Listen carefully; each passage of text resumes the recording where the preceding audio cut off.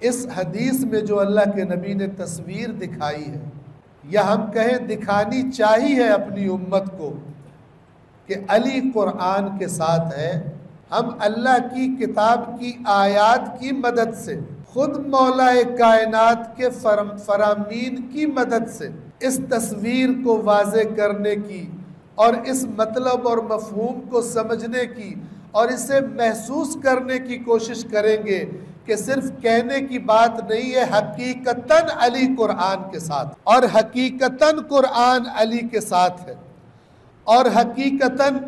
علی اور قرآن کبھی بھی آپس میں جدا نہیں ہو سکتے۔ یہ تو امت کو پتہ چل گیا، اور یہ بات تو ساری امت کرتی ہے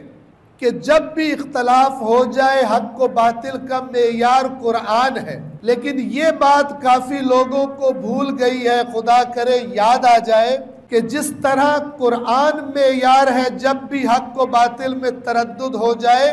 اسی فرمان سے اللہ کا نبی یہ بھی بتانا چاہتا ہے